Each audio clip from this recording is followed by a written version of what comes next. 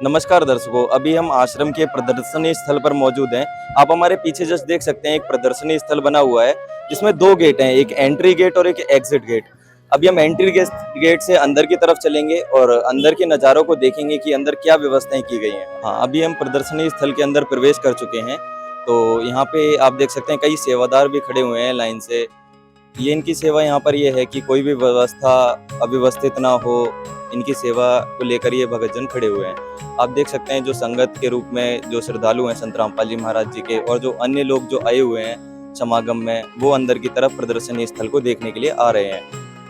यहाँ पे कुछ सेवादार रूप में जो भगतजन खड़े हुए हैं, इनसे जानेंगे कि ये प्रदर्शनी स्थल क्या है और इसकी क्या सेवाएं हैं यहाँ पर। अभी हम प्रदर्शनी स्थल में अंदर प्रवेश कर चुके हैं, तो हमारे साथ ये एक बहन मौजूद है, तो इनसे जानते हैं कि जो ये बनी हुई है यहाँ पे जो प्रदर्शन दिखाया गया है, जो कबीर परमात्मा जी को लेकर इन्होंने बताया, तो इनसे जानेंगे कि इनका क्या मतलब है और किस प्रकार यहाँ पे बने हुए हैं जी। नमस्कार मैम। नमस्कार जी। तो यहाँ पर ये जो प्रदर्शनी जो बनी हुई है, इनका मतलब बताइए कि क्या है इसका मतलब।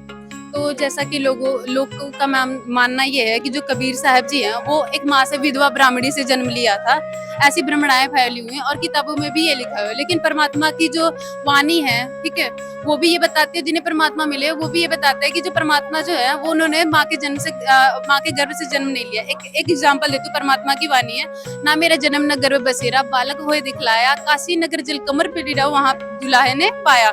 इसी प्रकार परमात्मा की जो वाणी है वो कैसे स्टार्ट होती है कि परमात्मा जो है, ऐसा वेदों में लिखा है कि परमात्मा अपना जो है तेजपुंज का शरीर हल्का करके आते हैं और धरती पे प्रकट होते हैं। तो वही लीला परमात्मा हर युग में करते हैं और परमात्मा जो है बालक का रूप बना करके कमल के फूल पे लहर तारा तालाब जो होता है वहाँ पे प्रकट होते हैं। वहाँ पे एक ऋषि होता है अष्टानंद, वो ध्यान कर रहा होता है, तो उसे वो प्रकाश का पुंज दिखाई देता है, जो परमात्मा ऐसे प्रकाश के रूप में आते हैं। तो उन्हें लगता है कि ये मेरी कोई भक्ति की उपलब्धि है जो ये मुझे प्रकाश दिखा। जब उन्होंने आंखें बंद की तो उन्हें एक बालक का रूप दिखाई दिया, तो उन्हें लगा कि कुछ मेरी भक्ति की उपलब्धि है, मुझे आज पहली बार ऐसा कुछ दिखा हुआ है। फिर क्या होता है कि परमात्मा जो है उस बालक का रूप बनाकर एक कमल के फूल पे आकर के वो एक बालक के रूप में लेट जाते हैं और वो लहर तारा तालाब जो होता है, गंगा के थोड़े थोड़े पानी इकट्ठे हुए रहते हैं, वो गंगा का ही पानी होता है। इसके बाद से एक नीरू नीमा होते हैं, वो निसंतान होते हैं, वो डेली उस लहर तारा के तालाब में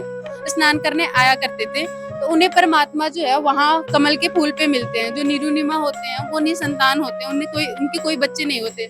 वो बालक को प्राप्त करके बहुत खुश होते हैं कि ये बालक जो है मतलब परमात्मा ने इतनी दया कर दी कि ये मुझे बालक मिल गया, क्योंकि जिनके संतान नहीं होते उन्हें पता होता है कि संतान न होने का दुख क्या होता है। तो जो माई होती है वो हमेशा प्रार्थना किया करती थी भगवान से कि हम मुझे एक संतान दे दो, और वो उस समय परमात्मा को प्राप्त करके बहुत खुश हुई। तो इस वीडियो यहाँ पे आप देख सकते हो कि किस प्रकार जो है नीरू ये बालक देता है और नीमा उसे गले से लगाती है। और फिर क्या होता है कि वो जो आपने वहाँ पे देखा अष्टानंद ऋषि जो वहाँ पे तपस्या कर रहा होता है, उसे ये शंका होती है कि ये मेरी कोई भक्ति की उपलब्धि है जो ये मुझे प्रकाश के रूप में दिखा फिर बालक दिखा। तो वो उनका जो गुरु होते हैं वो रामानंद जी होते हैं, वो अपने रामानंद जी गुरु जी के पास जाते हैं और अपने शंका का समाधान कराते हैं कि क्या मुझे कोई भक्ति की उपलब्धि हुई है। तो रामानंद जी उनके शंका का समाधान करते हैं कि तुम्हें भक्ति की उपलब्धि नहीं हुई है, ये कोई अवतार है, कोई देव शक्ति है जो पृथ्वी पर आया हुआ है और किसी माँ के जन्म से गर्भ से जन्म लेगा और वही तुम्हें दिखा हुआ है। तो ऐसे करके उनके शंका का समाधान करते हैं। फिर जो बालक नीरुनिमा अपने प्राप्त किए होते परमात्मा को घर पे लेके जाते हैं, तो परमात्मा का इतना सुंदर रूप होता है, उसे देख करके जो नगरवासी होते हैं वो देखने के लिए आते और कहते हैं कि ये तो कोई देवी शक्ति लग रही है, यानी ये तो कोई देवता की जैसे लग रहा है। ऊपर के देवता कहते हैं ये तो ब्रह्मा विष्णु महेश जैसा लग रहा है, और ब्रह्मा विष्णु महेश कहते हैं ये तो कोई बहुत बड़ी शक्ति लग रही है और इतना सुंदर बालक है। मतलब परमात्मा के इतनी सुंदर रूप को लोग सराहना करते हैं, ठीक है। फिर जो नीरुनिमा होते हैं वो पहले तो ब्राह्मण होते हैं, लेकिन ईर्ष्यावश जो है उन्हें मुस्लिम बना दिया जाता है। तो वो शिव जी की ही भक्ति किया करते थे, बट जो मुस्लिम बना दिया गया, इसकी वजह से जो काजी मुल्ला होते हैं वो बच्चे का नामकरण के लिए आते हैं। तो मुस्लिम धर्म के जो काजी मुल्ला होते हैं परमात्मा के नामकरण के लिए आते हैं और वो कुरान शरीफ खोलते हैं। ऐसा मतलब मुस्लिमों में ये होता है कि उन्होंने कुरान शरीफ खोली, जो पहला अक्षर दिखा वही बच्चे का नाम हो जाता है। तो जैसे उन्होंने कुरान शरीफ खोली, उसमें कबीर दिखा, तो कबीर का मीनिंग जो होता है बड़ा होता है, यानी बहुत ही अच्छा मीनिंग होता है, इसको बहुत बड़ा मानते हैं। तो मुल्ला ने सोचा कि ये जुलाहे के बच्चे का नाम कबीर नहीं रखेंगे, और उन्होंने कुरान बंद कर दी कि इसका दूसरा नाम रखते हैं। फिर उन्होंने दोबारा कुरान खोला, जब फिर दोबारा कुरान खोलते हैं तो उसमें पूरे मतलब जो कुरान शरीफ होता है ना, उसमें कबीर कबीर कबीर दिख जाता है। फिर वो देखते हैं कि ये क्या हो गया, फिर दोबारा कुरान बंद करके ओपन किया तो देखे पूरे कुरान के जितने पन्ने होते हैं उसमें कबीर कबीर अक्षर हो जाता है और कुछ लेख ही नहीं बचता है। और परमात्मा फिर आवाज देते हैं कि इस कलयुग में मेरा नाम कबीर होगा।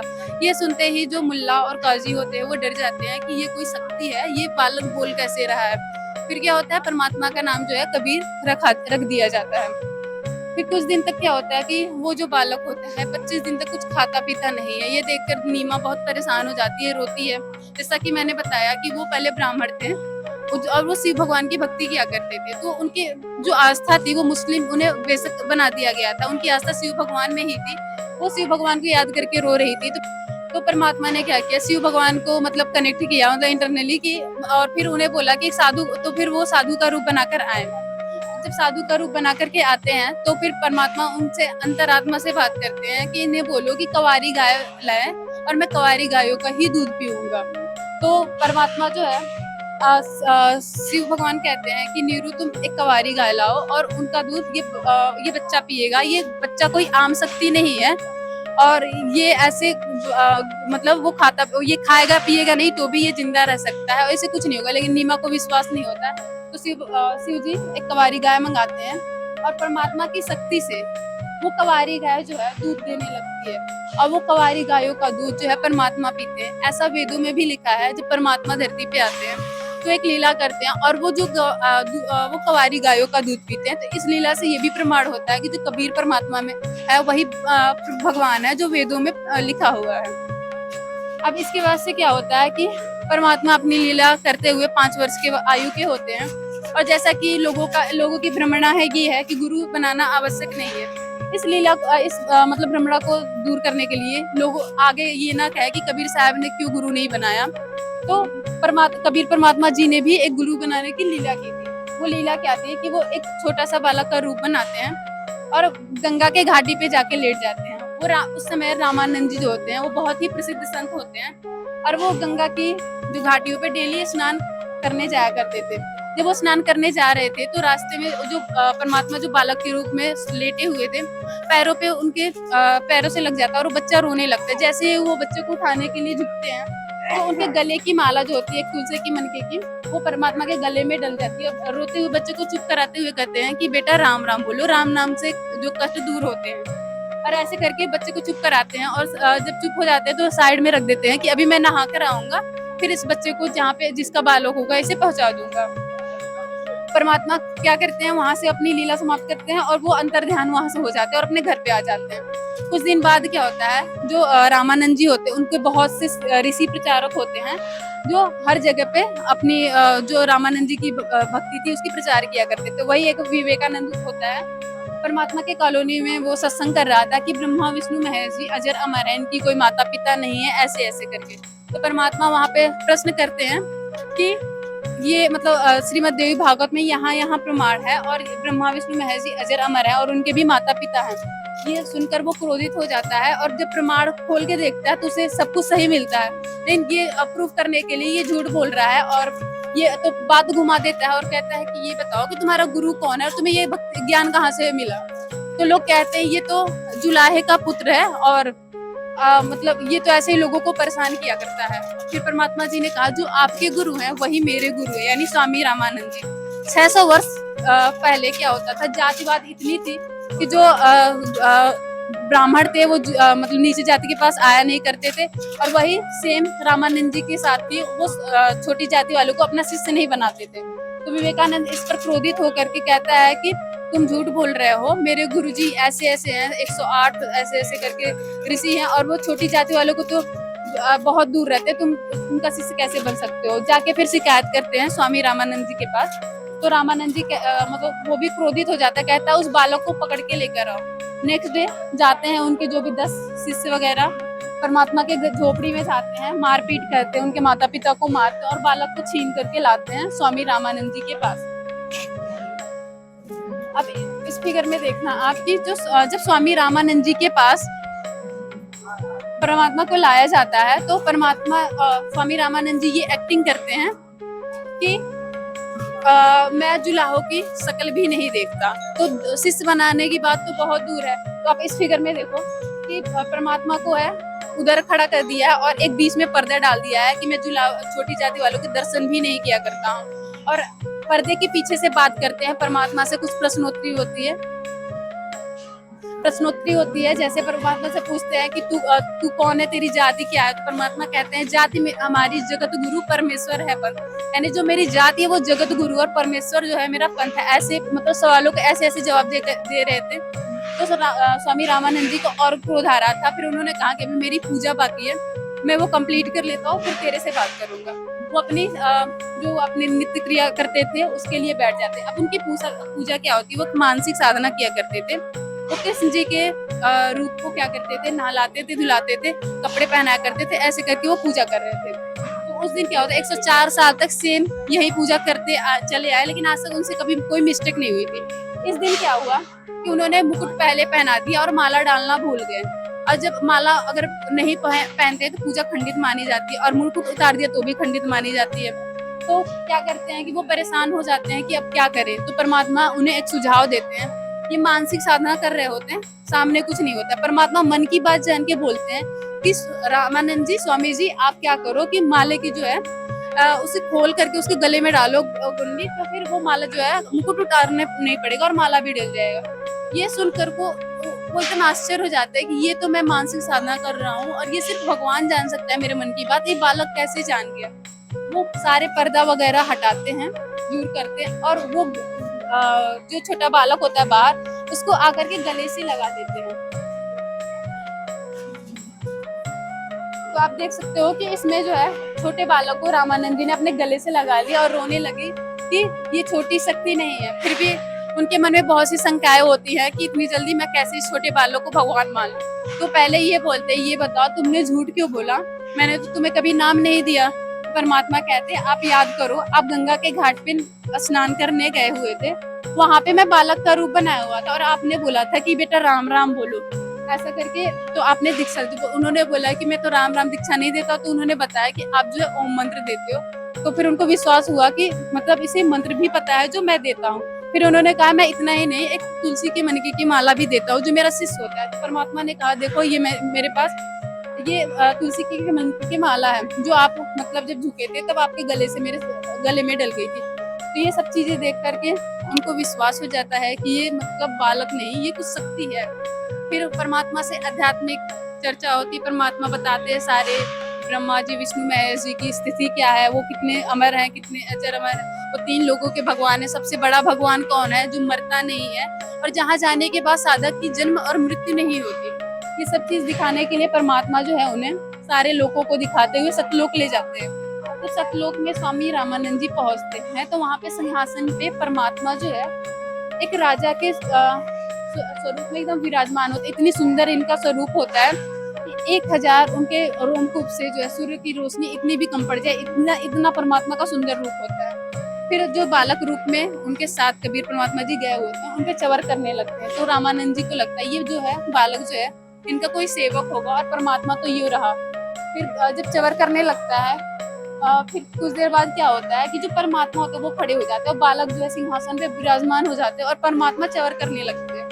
ये देख करके कंफ्यूज हो जाते हैं कि परमात्मा इस बालक के रूप में चवर क्यों कर रहा है। फिर देखते देखते क्या होता है कि परमात्मा जो है बालक के रूप में समा जाते हैं और सिर्फ वो बालक सिंहासन पे विराजमान हो जाता है। ये सारी लीलाओं को देख करके स्वामी रामानंद जी को विश्वास हो जाता है कि खुद परमात्मा जो है धरती पे आए हुए हैं और मुझ जैसे छोटे जीव को मिले अपने ज्ञान देने के लिए। और फिर वो वहीं पे नतमस्तक हो जाते हैं। फिर परमात्मा जो है सतलोक की सारी चीजों को बताते हुए उन्हें धरती पे लाते हैं। तो स्वामी रामानंद जी जो 104 साल के महात्मा होते हैं, वो कबीर परमात्मा जी को अपना गुरु रूप में स्वीकार करते हैं। ये सारी चीजों को देखने के बाद उनसे परमात्मा उन्हें नाम दीक्षा देते हैं, पर परमात्मा उन्हें ये आश्वासन देते हैं कि गुरु तो मैं तुम्हारा रहूंगा ही, पर लोगों को दिखाने के लिए आप मेरे गुरु बने रहो, ताकि लोगों को ये शंका ना हो कि गुरु बनाना आवश्यक नहीं है क्योंकि मैंने गुरु नहीं बनाया। इस वजह से परमात्मा ने एक गुरु बनाने की पूरी लीला करी। जैसे अभी तक आपने जो भी प्रदर्शनी के बारे में बताया, कुछ और प्रदर्शनी पोस्टर यहाँ पे लगे हुए हैं, इनके बारे में सारी जानकारी दीजिए कि इसका मतलब क्या है। ठीक है, जैसे इस फिगर में आप देख सकते हो कि परमात्मा को जो है एक खूनी हाथी द्वारा कुचलने का प्रयास किया जाता है। जब परमात्मा धरती पे आते हैं तो वो उनका ज्ञान ही ऐसा होता है और उनकी भक्ति ऐसी होती है कि जो लोग होते हैं, जो दीन दुखी होते हैं, वो जुड़ करके उनसे लाभ प्राप्त करते हैं। तो दिन प्रतिदिन परमात्मा की जो है महिमा बढ़ती जा रही थी और इसकी वजह से जो नकली गुरु होते हैं, हिंदू मुस्लिम दोनों, उनकी रोजी रोटियां बंद होती है। इसकी जलनवश वो क्या करते, परमात्मा को परेशान करने के लिए, मारने के लिए अनेकों उपाय वो ढूंढने लगे। इसी प्रकार एक शेख तकी होता है मुस्लिम गुरु, उसने परमात्मा को मारने के लिए 52 बार ट्राई किया था और फिर सारे ही निष्फल लगे। जैसे ये आप देख सकते हो इसमें कि परमात्मा को मारने के लिए एक खूनी हाथी लाया गया और खूनी हाथी बहुत ही खूंखार होता है, वो तुरंत मतलब वो किसी ऊपर चढ़ जाए वो तुरंत मर ही जाएगा। लेकिन परमात्मा को देख करके वो तुरंत मतलब वो परमात्मा से डर के खुद भाग गया और वो परमात्मा कुछ बिगाड़ नहीं पाया। इसी प्रकार के सेकंड फिगर में हम ये देख सकते हैं कि परमात्मा को मारने के लिए सेकंड ये चीज की गई कि एक जो कढ़ाई होती है उसमें तेल डाला गया और उबलते हुए तेल में परमात्मा को डाला गया कि परमात्मा जो है किसी प्रकार मर जाए। मतलब ये भी एक टेक्निक अपनाई गई। लेकिन परमात्मा जो है उस उबलते हुए तेल में भी बैठकर उनका कुछ कोई नहीं बिगाड़ पाया और परमात्मा जैसे कि तैसे बैठे रहे। ये टेस्ट करने के लिए कि जो तेल है वो शायद परमात्मा ने अपनी शक्ति से ठंडा कर दिया। शेख तकी ने क्या किया कि उसमें अपनी उंगली डाली और जैसे ही उंगली डाली उसकी उंगली जो है कट करके अलग हुई। इतनी गर्म वो तेल थी, लेकिन परमात्मा का कोई कुछ नहीं बिगाड़ पाया क्योंकि वो परमात्मा जो है वो अजर अमर है, कोई उसे मार नहीं सकता। और यही प्रमाण वेद भी बताते हैं कि वो परमात्मा वो जो है अजर अमर है और वो ऐसे स्थान पे रहता है, वो भी अजर अमर है। एक एग्जांपल मैं ये देती हूँ, जैसे शिव भगवान को भस्मागिरी ने मारने के लिए ट्राई किया था और वो भागने लगा था डर के, तो ये वो वहाँ पे वो अपने मरने से डर रहे हैं और यहाँ पे परमात्मा को इतनी बार प्रयास किया गया कि मार दिया जाए, खत्म कर दिया गया, बहुत से प्रयास किए गए, लेकिन परमात्मा का सारे प्रयास निष्फल रहा। परमात्मा अजर अमर है और ये चीज प्रूव होता है। अब इस फिगर में देखते हैं कि जैसे कि बताया मैंने, मुस्लिम और हिंदू दोनों धर्मगुरु परमात्मा से ईर्ष्या करने लगे थे और वो बहुत से प्रयास किए कि किसी प्रकार इनकी जो ये ज्ञान प्रचार कर रहे हैं ये खत्म कर दिया जाए या इन्हें भी मार दिया जाए कैसे भी करके। तो उन्होंने एक षड्यंत्र रचा कि इनके नाम से झूठी चिट्ठी भेजते हैं पूरे काशी और हर जगह पूरे इंडिया में। तो उन्होंने क्या किया कि परमात्मा के नाम की झूठी चिट्ठी दे दी कि परमात्मा जो है भंडारा करेंगे प्लस सोने की असर भी देंगे और चद्दर भी वो दान में देंगे। एक बार आपने जैसे बताया कि झूठी चिट्ठी दी, किसने चिट्ठी बनवाई थी और किसकी चिट्ठी थी? ये चिट्ठी जो है मुस्लिम और हिंदू दोनों धर्मगुरु षड्यंत्र रचते हैं कि किसी प्रकार कबीर जी तो ज्ञान से तो हराया नहीं पा रहे हैं, किसी प्रकार के ऐसा कुछ षड्यंत्र करते हैं कि खुद ही छोड़ के भाग जाए। तो उन्होंने ये षड्यंत्र करी थी, दोनों ने मिलकर, हिंदू मुस्लिम धर्मगुरुओं ने झूठी चिट्ठी बना करके भंडारा करवाएंगे और लाखों लोग उस भंडारे में आए और परमात्मा ने अपनी लीला को दिखाते हुए कि परमात्मा कुछ भी कर सकता है। आप सोचिए वो जुलाहा जिसे आप लोग कहते हैं जुलाहा था, ताने बुनता था। आप सोचो ताने बुन के कितनी इनकम हो सकती है, एक दिन में वो इनकम खत्म हो जाएगी। लेकिन परमात्मा ने 18 लाख लोगों को भंडारा कराया, 3-3, 4-4 दिन, 3 दिन उन्होंने भंडारा किया, 3-3, 4-4 बार, ऊपर से सोने की असर भी दी, हर खाने के बाद चद्दर भी दी जो बहुत उस टाइम महंगी होती थी। परमात्मा ने चमत्कार करके दिखाया, जो परमात्मा है वो कुछ भी कर सकता है, मेरे पे विश्वास करो। और ऐसे ही चमत्कार अपने भक्तों के साथ करूंगा अगर वो सच्ची भक्ति करते हैं परमात्मा की दी हुई। ठीक है, तो ये सब लीला मतलब परमात्मा 600 साल पहले आए थे, 120 वर्ष रहे, उन्हें मारने की बहुत सी प्रयत्न किए गए, उनको मार दिया जाए, उनका ज्ञान खत्म कर दिया जाए, कोई कुछ नहीं बिगाड़ पाया। परमात्मा जैसा उन्होंने फिक्स करके आए थे कि मुझे ये करना, वो सारी चीजें की, अपने भक्तों को सुख दिए, बहुत से चमत्कार किए और 120 वर्ष पश्चात वो जो है अपने शरीर त्यागते हैं। उसके पीछे भी एक छोटी सी स्टोरी है। जैसा कि लोगों का मानना था 600 वर्ष पहले कि जो काशी में मरेगा वो तो मतलब स्वर्ग में जाएगा और मगहर जो है शापित स्थान है, वहाँ पे जो मरेगा वो गधों की योनि प्राप्त करेगा, नेक्स्ट लाइफ गधे की होगी। और परमात्मा का कहना ये था कि आप कर्म अच्छे करो, काशी मरो, मगहर मरो, कहीं मरो, अगर आपके कर्म अच्छे रहेंगे तो आप स्वर्ग जाओगे, आपके कर्म बुरे रहेंगे तो आप कहीं भी मरो, आप नरक या फिर 84 लाख योनियों को प्राप्त होगे। परमात्मा यही चीज प्रूव करने के लिए, चलो ठीक है तुम कहते हो मगहर मरने वाला गधा मरता है, मैं मगहर तुम्हें मर के दिखाऊंगा। परमात्मा जो है मगहर जाते हैं। अब जो है परमात्मा के इतने शिष्य हो जाते हैं कि जो हिंदू जो होता है, काशी का जो हिंदू राजा होता है वो भी शिष्य होता है और जो मगहर का राजा होता है मुस्लिम, बिजली का पटा, वो भी शिष्य होता है। वो दोनों अपनी सेनाएं लेके इकट्ठा हो जाते हैं कि परमात्मा की जो बॉडी होगी वो अंतिम संस्कार, हम हिंदू वाला राजा कहता है मैं अपने हिसाब से करूंगा और मुस्लिम वाला कहता है कि मैं अपने हिसाब से करूंगा और युद्ध करके परमात्मा की बॉडी को लूंगा। लेकिन परमात्मा कहते हैं उनको पता चल जाता है ये चीजें होंगी और फिर ये लड़ाई झगड़े करके मेरे लिए ये चीजें करेंगे। तो उन्होंने पहले ही कह दिया कि मैंने आज तक आजीवन तुम्हें प्रेम और भाईचारे का पाठ पढ़ाया और बताया कि हम एक पिता की संतान हैं और तुम इस चीजों के लिए मेरे लिए तुम लड़ाई झगड़ा करोगे, ये बिल्कुल भी मतलब नहीं एक्सेप्टेबल होगा और जो कुछ भी मिलेगा मेरे जाने के बाद उसे आधा आधा बांट लेना, लेकिन लड़ाई मत करना। ऐसा करके परमात्मा शरीर त्याग के चले जाते हैं और मतलब वो सतलोक जाते हुए और कहते हुए कि जो पंडित वगैरह होते हैं उन्हें कहते हैं कि आप अपना पता लगा लो अपने पत्रियों से कि मैं कहाँ जा रहा हूँ। तो उन लोगों ने खोल के देखा तो ये तो किसी ऐसे लोक में जा रहा है, मतलब बहुत ही अच्छे लोक में जा रहा है। और ये देख करके फिर वो सारे लोग देखे परमात्मा जा रहे हैं एकदम शरीर के साथ, और जब चद्दर हटाया तो वहां पे उन्होंने बॉडी की जगह परमात्मा के शरीर की जगह जो है फ्लावर मिले, फूल मिले। तो वो ये चीज देख करके रोने लगे कि 120 वर्ष तक यही परमात्मा रहे, हमें इतनी मतलब सुख दिया, इतना ज्ञान दिया और नहीं समझ पाए, और ये परमात्मा मतलब ऐसे मतलब चले गए। तो वो हिंदू मुस्लिम जो है गले लगा के रोने लगते हैं और आधा आधा फूल बांट करके वो समाधि मना लेते हैं, जैसा कि ये देख रहे हो आप। इसमें देख सकते हो कि ये समाधि जो है हिंदू और मुस्लिम दोनों धर्म के लोगों ने बनाई हुई है। ये इधर हिंदू का है और इधर मुस्लिम का है। अभी भी वहाँ पे जाति के नाम पे कोई भी लड़ाई झगड़े नहीं होते, वहाँ पे लोग प्रेम से रहते हैं। और परमात्मा की ये एक प्रमाण है कि वो परमात्मा जो है सहशरीर आए थे और सहशरीर ही गए। जैसे आपने यहाँ पे मॉडल बनाए हुए हैं, तो ये रियलिटी में कहाँ पर स्थित है? ये रियलिटी में अभी भी जो है मगहर में स्थित है, संत कबीर नगर जिला है यूपी में एक, ठीक है। वहाँ पे आप जाओगे एज इट इज अभी भी पड़ा हुआ, वहाँ के आप किसी भी लोगों से पूछ लोगे, ये लीला प्रमाण है वहाँ पे। जैसे आपने देखा कि 120 वर्ष तक परमात्मा रहे, अपनी बहुत सी लीलाएं की जो एक भगवान मतलब एक भगवान कर सकता है, और ये आम इंसान के बस की बात नहीं थी। तो कबीर परमात्मा जब 120 वर्ष तक रहे, उनके बहुत से शिष्य बने और उन्होंने ऐसे चमत्कार किए जो मतलब एक आम इंसान के सोचने की बस की बात नहीं। जैसा यहाँ पे एक एग्जाम्पल दिया गया है, एक दामोदर सेठ था, वो मतलब जहाज से मतलब वो सेठ था और यात्रा किया करता था समुद्री जहाजों से। वो कबीर परमात्मा का शिष्य था।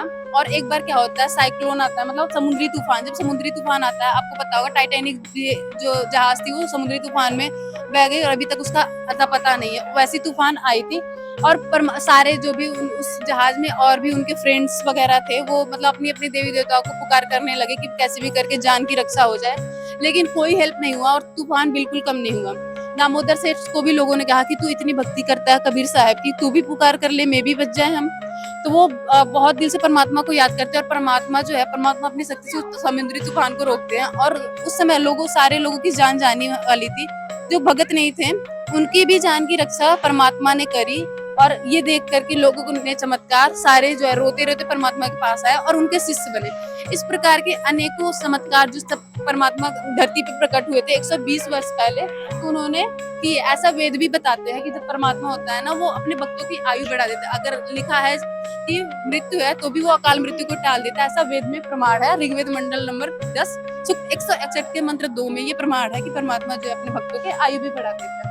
तो प्रेजेंट में भी संत रामपाल जी महाराज जी की दी हुई भक्ति से ऐसा हो रहा है। अब यहाँ पे देख लेते हैं कि कबीर साहब जी ने बहुत से चमत्कार किए। एक चमत्कार यहाँ पे ये है कि तैमूर लंग, जो आप जानते होंगे अकबर बाबर ये जो वंश चले हुए हैं, इनका जो स्टार्टिंग है वो तैमूर लंग से हुआ है। तैमूर लंग जो है उसे ही राजपाट मिला था और उसके बाद से इनकी 7 पीढ़ी की राज चली थी और ये भी आशीर्वाद परमात्मा ने दी थी। जैसे कि लोग कहते हैं कि परमात्मा कुछ भी करता है, अंधे को आग दे, कोड़ीन को काया और निर्धन को धन दे।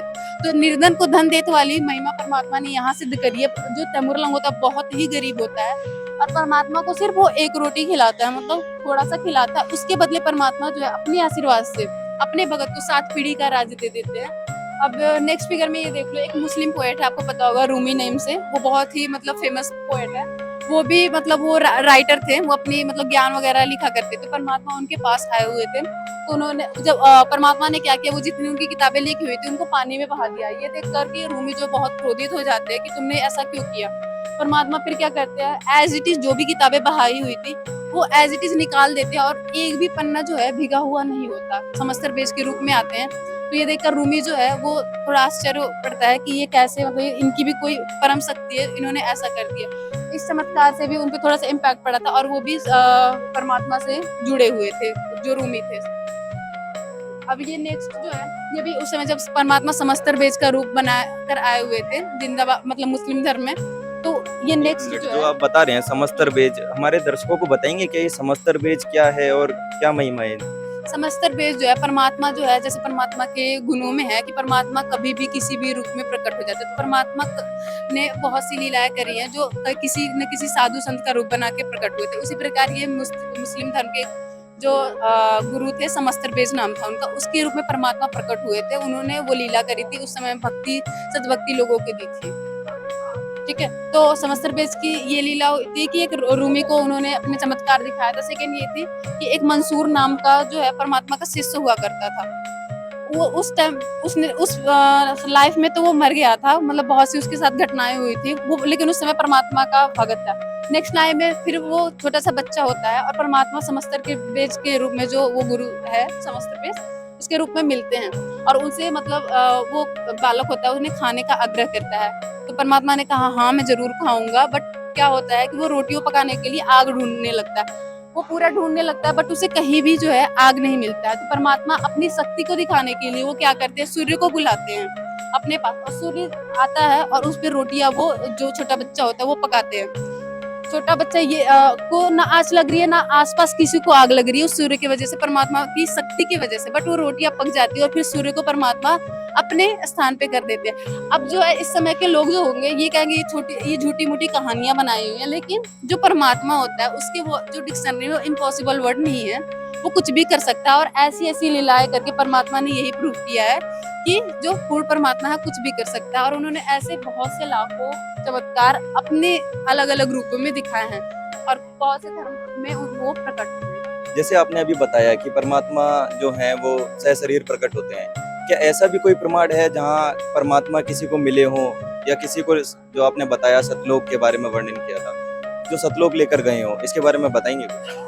हाँ, तो परमात्मा जो है, परमात्मा की ये लीला है ही कि वो अच्छी आत्माओं को मिलते रहते हैं। ऐसा वेदों में भी लिखा है कि परमात्मा जो है अच्छी आत्माओं को मिलते हैं। तो ऐसे मतलब बहुत से प्रमाण हैं कि परमात्मा जो है उन संतों को मिले हैं, अपना ज्ञान दिया, सच्ची भक्ति बताई है। इवन सतलोक भी ले गए हैं, मतलब सतलोक वो अमर लोक जिसे गीता में शाश्वत परम धाम कहा गया है, सिखों की भाषा में उसे सचखंड कहते हैं। ठीक है, तो इस चीज का प्रमाण है, जैसे कि एक धर्मदास जी हैं, परमात्मा वो तो डायरेक्ट उनके शिष्य थे, जो कि जितनी कबीर सागर पूरी लिखी गई है परमात्मा ने वो वाणी बोली है और धर्मदास जी ने लिखी है। तो उनकी एक वाणी हम ले लेते हैं, आज मोहे दर्शन दियो जी कबीर, और ऐसे करके बहुत सी वाणियां जो धर्मदास जी ने की है, जिन्होंने मतलब ये प्रूफ है कि धर्मदास जी को कबीर परमात्मा जी ने दीक्षा दी थी।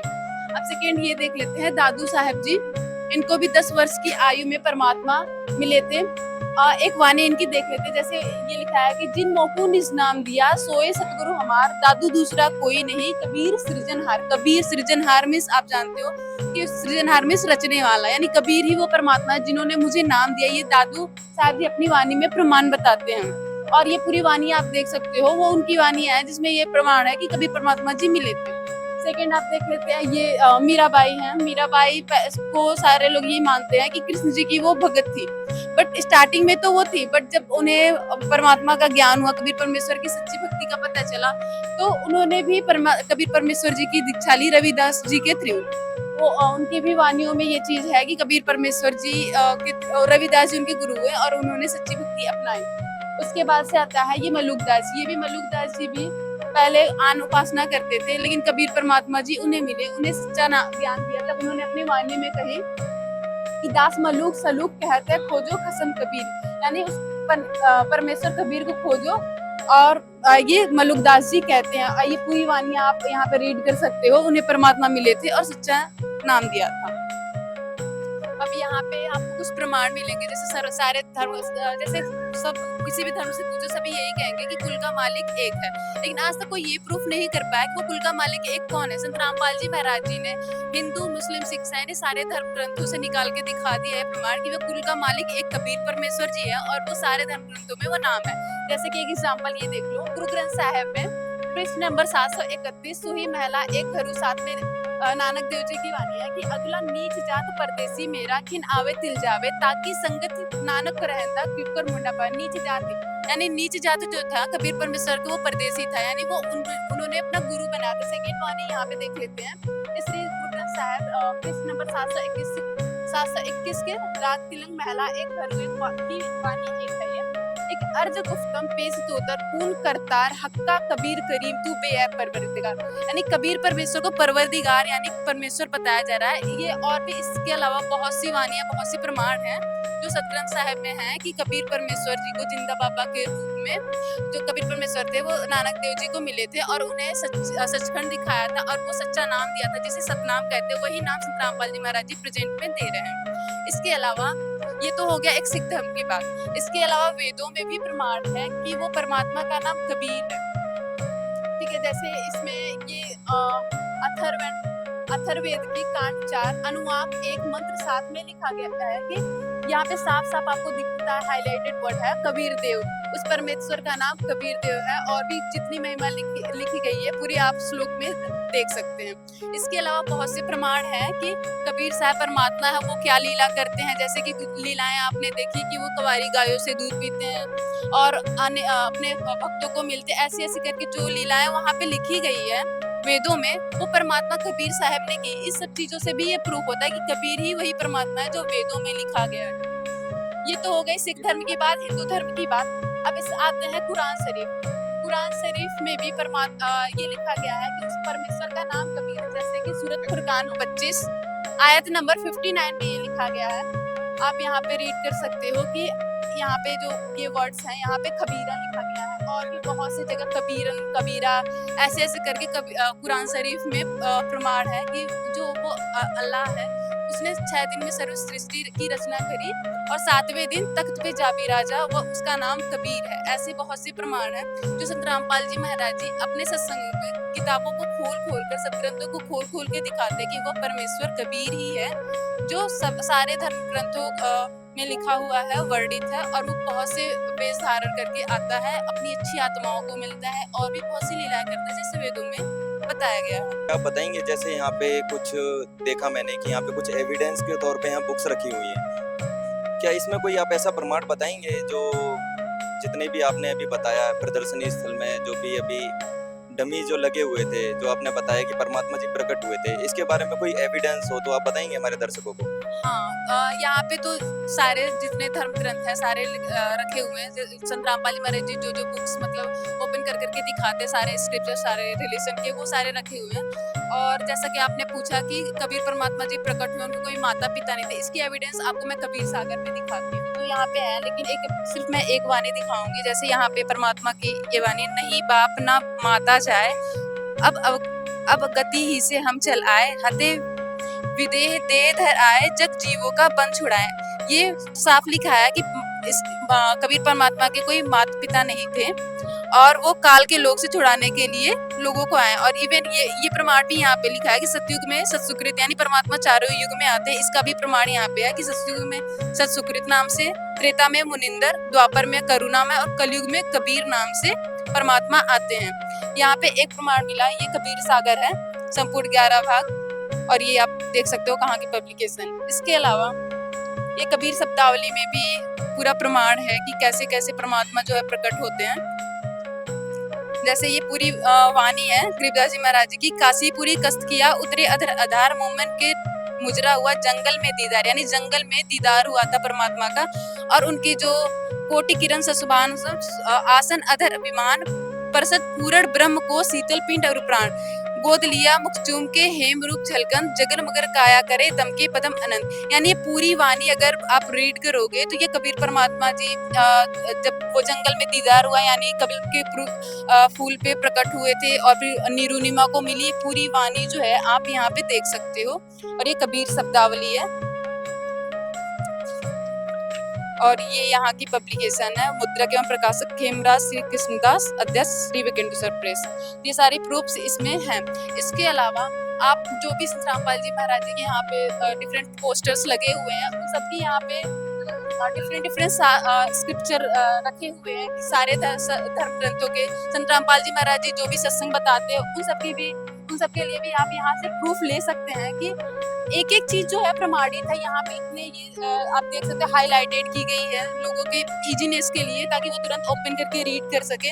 ये देख लो आप, सारे धर्म ग्रंथ हैं यहाँ पे। गुरु ग्रंथ साहब है, ये भी गुरु ग्रंथ साहब के, महाभारत, ऋग्वेद, महर्षि दयानंद की, यानी कोई ऐसा धर्म नहीं है जो संत रामपाल जी महाराज जी ने उसे अछूता किया हो। यानी वो सारे धर्म ग्रंथों से ये ज्ञान निकाल के बता रहे हैं कि वो परमात्मा एक कबीर है, वो ऐसी ऐसी लीलाएं करता है और वो केवल कबीर परमात्मा पे ही सटीक बैठती है। ने बताया संत रामपाल जी महाराज जी के बारे में कि संत रामपाल जी महाराज जी ने सारे वेद शास्त्रों को खोल के कबीर परमात्मा को सिद्ध किया है कि कबीर ही परमात्मा है। तो इनके संत रामपाल जी महाराज जी के किसी समाज सुधारक के रूप में क्या क्या कार्य किए हैं और क्या क्या इन्होंने चीज का योगदान किया है? जैसा कि मैंने बताया कि संत रामपाल जी महाराज जी इस समय जो है जो परमात्मा की सच्ची भक्ति होती है, सारे धर्म ग्रंथों से निकाल करके बता दिया वो परमात्मा कौन है, कैसा है, कहाँ कैसे मिल सकता है, यानी पूरी भक्ति विधि बता दी। तो एक तो संत के रूप में उनका एक बहुत बड़ा योगदान है कि उन्होंने सच्ची भक्ति पूरे विश्व को वो प्रदान कर रहे हैं। सेकेंड थिंग, वो समाज सुधार के रूप में भी कार्य कर रहे हैं। जैसे कि इस फोटोग्राफ्स में आप देख सकते हो कि जब कोरोना के टाइम में मतलब सरकार भी मतलब एक तरीके से वो नाकामयाब हो गई थी, तो उस समय संत रामपाल जी महाराज जी ने घर घर राशन बांटा था, आश्रमों को कोरोना के केंद्र बनाया था, लोगों को आश्रय दिया था। प्लस बाढ़ पीड़ित हमेशा कोई ना कोई फ्लड या फिर कोई भी नेचुरल कैलेमिटीज आती रहती हैं, तो संत रामपाल जी महाराज जी के भगत उस टाइम राशन बांट के या फिर जिस तरीके से भी हेल्प हो सकती है लोगों की वो करते हैं। इसके अलावा देहदान, आप इस समय जो समागम चल रहा है इसमें डिफरेंट जो समाज सुधार के कार्य हैं वो हो रहा है। जैसे कि देहदान, रक्तदान, आप यहाँ पे देखोगे देहदान के लिए कैंप लगा होगा, रक्तदान के लिए लगा होगा, यानी हर समागम में तो किया ही जाता है। प्लस वैसे भी संत रामपाल जी महाराज जी के जो भगत हैं वो हमेशा रक्तदान वगैरह किया करते हैं। दहेज मुक्त विवाह, ये सबसे बड़ा एक सोशल एविल है एट प्रेजेंट, क्योंकि दहेज जो ऐसी प्रथा, कुप्रथा है मैं कहूंगी कि जिसकी वजह से लाखों बेटियों को पेट में मार दिया जाता है। उनके एजुकेशन पे वो एक्सपेंसेस नहीं किए जाते, सिर्फ वो वेल्थ एक्यूमुलेट करने के लिए कि वो शादी के बाद वो उनके एज ए दहेज काम आएगा, उनके पढ़ाई लिखाई पे कोई खर्चे नहीं किए जाते हैं। और इस वजह से जो जेंडर इनइक्वालिटी की बात हो, यानी लड़कियां पीछे रह जाती हैं। बट संत रामपाल जी महाराज एकमात्र संत हैं जिनकी वजह से उनके जितने लाखों की संख्या में शिष्य हैं उन्होंने दहेज मुक्त विवाह किया, चाहे वो कितना ही अमीर क्यों ना हो, वो कितना ही गरीब क्यों ना हो। उन्होंने 17 मिनट की रामायणी करी है जिसमें 1 रुपए के दहेज न लिया जाता है ना दिया जाता है। इस प्रकार से जो बेटियां अभी तक बोझ समझी जाती थी, संत रामपाल जी महाराज जी उन बेटियों को इक्वल दर्जा दे रहे हैं। इसके अलावा मैं बताती हूँ नशा मुक्त अभियान। आपको पता होगा कि सरकार के बहुत से नशा मुक्त अभियान है, इवन प्राइवेट भी बहुत से चलाते रहते हैं, ये दवा खा लो तुम्हारी नशा छूट जाएगी। बहुत से लोग हैं जिनको लत लग चुकी है, वो छोड़ना चाहते हैं, still they are not able to leave that. But Sant Rampal जी महाराज जी की भक्ति और ज्ञान ऐसा है कि कोई भी है तो वो नशा जो है छोड़ देता। आप इतने बड़ा समागम है, आप किसी के हाथ में देख लो कोई भी बंदा जो है नशा कर रहा हो, तो मतलब इतने बड़े समागम ये पॉसिबल नहीं है कहीं भी कि कोई बंदा नशा ना करता हो। लेकिन संत रामपाल जी महाराज जी का ज्ञान और उनकी भक्ति ऐसी है कि एक भी वक्त जो है नशा नहीं करता।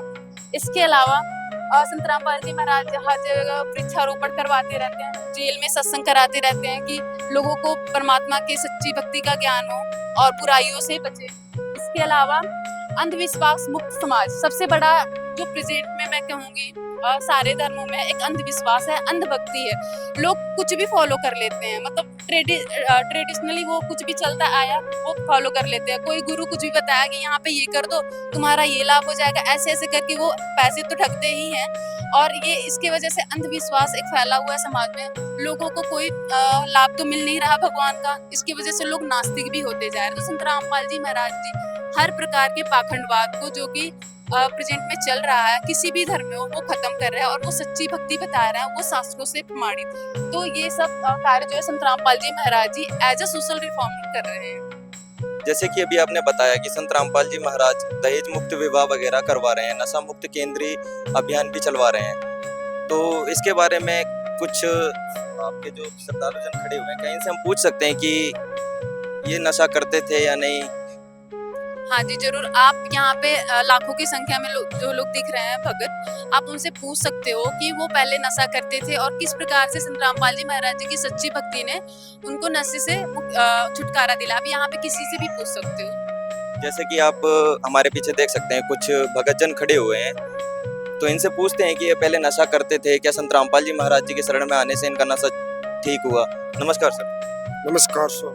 क्या शुभ नाम है जी आपका? लक्का दास है। सर आपने संत रामपाल जी महाराज जी से नाम दीक्षा कब ली थी? मैंने 2022 में ली थी। तो सर पहले आप क्या नशा करते थे या फिर क्या था आपका जो संत रामपाल जी महाराज जी के शरण में आप आए? अरे पहले तो मेरा जीवन बहुत ही नरक में किया हुआ था साहब। मैं नशा करता था, दिमाग काम नहीं करता था, और जब मालिक के चरण में मैं आया सा, मेरे सब शांति हो गई और मेरा नशा छूट गया। मेरा दूसरा पिता है तो मेरे उसको बुद्धू से मैं करना आती है। ऐसे मेरे रामपाल जी संत महाराज ने मेरे को अच्छी जीवन जीने की राय बताई।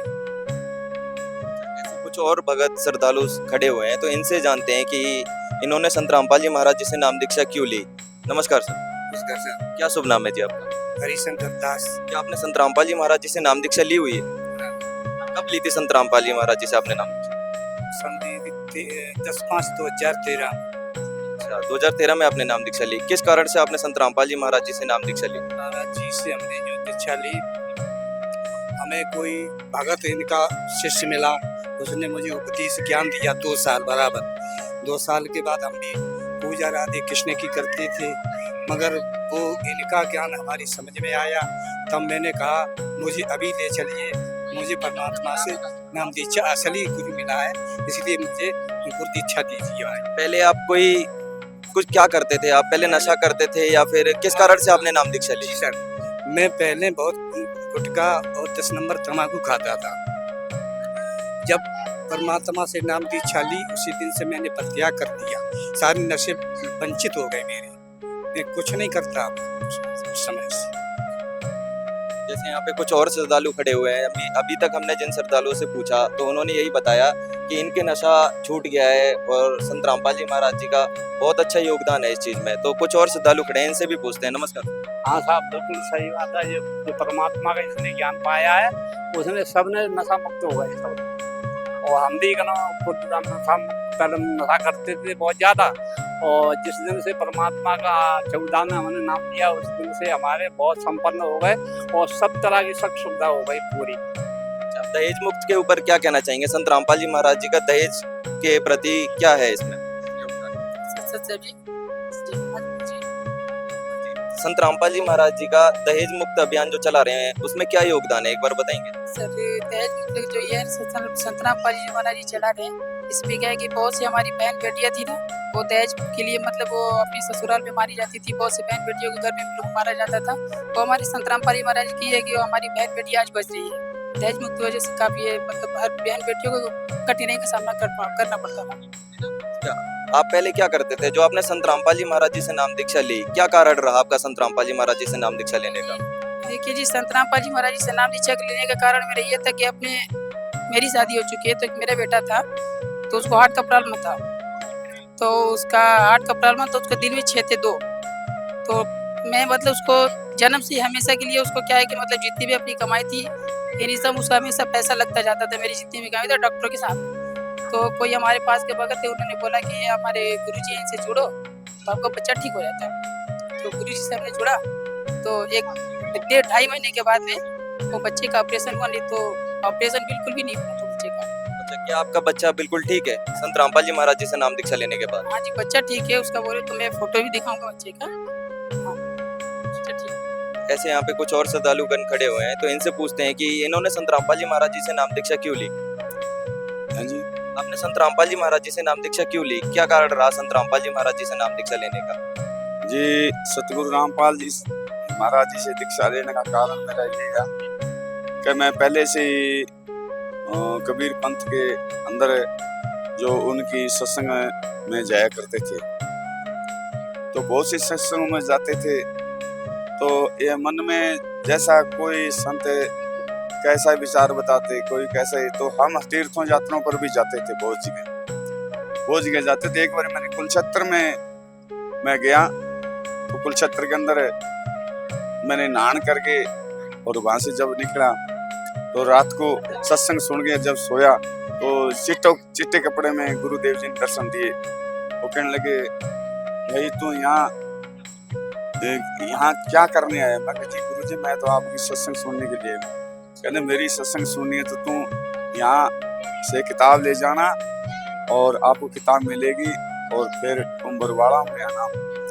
जैसे आपने बताया कि आप कबीरपंथी थे, संत रामपाल जी महाराज भी एक कबीरपंथी हैं, तो आपने कैसे डिसाइड किया कि ये कबीरपंथी सही है और वो कबीरपंथी गलत है? तो जब मैं वापसी आया मेरे को कोई पता नहीं लगा, उस टाइम मेरे को समझ नहीं लगी भी ये आदमी कौन है, तेरे को सपने में दर्शन दिए। जब मैं वापसी आ गई गाड़ी में चढ़ा तो जब स्टेशन पर चढ़ने लगा तो उसी वक्त मेरे को भक्त मिले थे, उन्होंने मेरे को गाड़ी में वो किताब दी। तो मैंने सोचा भाई कोई होगी किताब, चलो कबीर पंथ की एक थोड़ा सा मैंने पढ़ा तो उसको मैं झोले में डाल दिया। उसके बाद में 1 साल के बाद गुरुजी ने एक दिन सपने में फिर मेरे को सुते, अरे तुम किताब ले आगे, तूने पढ़ी नहीं है, अरे पागल तू उसको पढ़ के देख पढ़ी। जब मैंने उस किताब को पढ़ी तो उसमें परमात्मा की अमृत वाणी जो लिखी थी वो खूब ढंग से परमात्मा के सतलोक के एन साक्षात दर्शन उसमें लिखे थे। ऐसे भक्ति करने से आपको भाई इस जीव को मुक्ति होती है। तो फिर मैंने उस परमात्मा के वो किताब पढ़ता रहा तो परमात्मा ने एक दिन वो बरवाड़ा आश्रम मेरे को सपने में दिखाया और उस टाइम उस आश्रम के अंदर गुरुजी अकेले ही दिखाई दिए और अकेला ही मैं था और परमात्मा ऊपर से उतर के आगे और नीचे जो दरी बिछाई थी उस पर मेरे को बैठ गए मेरे पास में और मेरे को गोदी में बिठा के कहने लगे बेटा यहाँ मैं तेरे को नाम दूंगा और तू नाम लेगे। और फिर पहला मेरे को प्रथम नाम गुरुजी ने उसी वक्त सपने में मेरे को गुरुजी ने नाम दिया। तो मेरे को बड़ा अचंभा है, मगर ये कौन गुरुजी है? ऐसे करते करते धीरे धीरे मेरे को पता लगा कम से कम 6 महीने बाद। तो 6 महीने बाद मैंने उनकी सत्संग आई मेरे आगे टेलीविजन के आगे, तो फिर मैं उस टाइम में बहुत रोया। मगर गुरुजी ने तो मेरे को साक्षात इस आश्रम के दर्शन कराए हैं और आपने भगवान ने मेरे को नाम ही बताया, मेरे को याद नहीं रहा। फिर मैं वहां से दूसर जाके अकेला ही मैं गया बरवाड़ा पूछता फिर वहां जाके देखा तो गुरु महाराज जब मैंने नाम लिया मत्था टेका दर्शन के तो गुरु जी ने सिर पर हाथ रख के आगे बेटा जी आ गया। कहते तेरे क्या ना इतना टाइम मत लगाना, जल्दी आना था। आप सर पहले नशा भी करते थे कोई, जो आपने संत रामपाल जी महाराज जी से नाम दीक्षा ली? हाँ पहले बीड़ी बूढ़ी पी लेते थे, ऐसा छोटा मोटा नशा करते थे जैसे हुक्का है बीड़ी है। संत रामपाल जी महाराज जी से जुड़ने के बाद वो नशा आप दोबारा कर रहे हैं या फिर आपने वो छोड़ दिया है? नहीं अभी तो वो मन में नहीं आ रहा, कभी सपने में याद नहीं आ रहा तो किधर चला गया। यहाँ पे कुछ और श्रद्धालुगण खड़े हुए हैं तो उनसे एक बार पूछते हैं कि वो भी कुछ नशा करते हैं, क्योंकि उन्होंने लगता है कि संत रामपाल जी महाराज जी से सभी ने नाम दीक्षा ले रखी है। नमस्कार सर। नमस्कार सर आपने संत रामपाल जी महाराज जी से नाम दीक्षा ली हुई है? हाँ जी। सर क्या आप भी नशा करते हैं? जो और बाहर आपने देखा है कि आज का समाज कुछ ज्यादा बिगड़ा हुआ सा लगता है, जैसे दहेज मुक्त विवाह ना करके वैसे शादियां करना, जैसे आजकल चलता है बैंड बाजा बारात निकालना, ऐसे कुछ करके शादियां चलना और क्लबों में जाना, दारू पीना, ऐसा कुछ आज का समाज है। तो आप क्या कहेंगे इसके ऊपर? सर जी हम जब संत रामपाल जी महाराज जी से नाम दीक्षा लिए हुए थे, जब हम दारू भी पीते थे, बीड़ी भी पीते थे और मांस भी खाते थे, लेकिन जब संत रामपाल जी महाराज जी से जुड़ गए उस दिन से हमने कम से कम कोई भी करता होता है तो हम 10 कदम दूर रहते हैं नशे से और हर बुराइयों से। क्या आप भी संत रामपाल जी महाराज जी से नाम दीक्षा लिए? जी हाँ, लगभग 1 साल हो गया संत रामपाल जी महाराज से नाम दीक्षा ली हुई है। जो श्रद्धालु आपको देख रहे हैं, हमारे चैनल के माध्यम से जो जनता आपको देख रही है, आप क्या कहना चाहेंगे? संत रामपाल जी महाराज एक सोशल रिफॉर्मर के ऊपर काम कर रहे हैं। जी जो भी इस कार्यक्रम को भी देख रहे हैं उनसे हम यही कहना चाहेंगे कि आज के समय में युवा पीढ़ी बहुत ही नशे की तरफ अग्रसित हो रही है, बहुत ही बिगड़ रही है। नशा युवा पीढ़ी को खोखला कर रहा है और संत रामपाल जी महाराज नशा मुक्त दहेज मुक्त भारत बना रहे हैं, समाज को सुधार रहे हैं। तो संत रामपाल जी महाराज के सत्संग सुनिए और उनसे नाम दीक्षा लीजिए और अपना कल्याण करवाइए, बस यही कहना चाहेंगे। एक और यहाँ श्रद्धालु जन खड़े हुए हैं, तो इनसे भी पूछते हैं कि ये भी कुछ करते थे नशा वगैरह, तो इनके बारे में जानते हैं। नमस्कार सर। हाँ सर साहब जी, क्या आपने भी संत रामपाल जी महाराज जी से नाम दीक्षा ली हुई? हम तो नाम दीक्षा लिया हुआ जी। अच्छा, तो आप किस कारण वह संत रामपाल जी महाराज जी से नाम दीक्षा लिया आपने? नाम हम तो नाम दीक्षा लिया हुआ है क्योंकि हमको शास्त्र युक्त भक्ति चाहिए था। और जैसे हमारे रामपाल महाराज हमारे परमात्मा शास्त्र अनुसार भक्ति देते हैं और हमारा उसे मोक्ष का मार्ग बताते हैं। और मैं एक आर्मी का आदमी था, तो मेरे भी इतना नशा था, नॉनवेज खाता था, गांजा पीता था, बीड़ी सिगरेट पीता था, तंबाकू खाता था। घर वाले लोग मेरा बहुत तिरस्कार भी करते थे, ये कैसा सुधरेगा, क्या करेगा। फिर मैं किसी तकलीफ देता नहीं था, फिर भी बाद में नाम ना लेने के बाद मुझे को इतना फायदा हुआ कि मेरा तबीयत अच्छा होने लगा। इसके बाद मेरा नशा छूट गया। नशा छूटने के बाद मुझे अच्छा लगा। जो कोई दूसरा पिता है तो मेरा उसको सिर में मेरे पास आता है तो मेरा सिर दर्द हो जाता है। इतना हमारा उसका अपना मंत्र की ताकत है, इसलिए हमारा रामपाल महाराज शास्त्रों को भक्ति बताते हैं जी। अच्छा, आपने संत रामपाल जी महाराज जी से नाम दीक्षा कब ली थी? मैं पहला प्रथम नाम मेरा बुलढाणा जिला में हुआ था। कौन सी सन में आपने संत रामपाल जी महाराज जी से नाम दीक्षा ली थी? 8 मई 2022 में मैं जुड़ा था जी। 2022 के बाद से संत रामपाल जी महाराज जी से जुड़ने के बाद क्या आपने दोबारा उस नशे को किया? कभी नहीं, अभी कभी मन में कभी आता भी नहीं, और आते हुए है ना तो देखते ही हमको उसको इतना गुरना हो जाता है कि सिर दर्द हो जाता है। हम कभी इसके नाम ही क्या उसको 10 कदम दूरी रखते थे।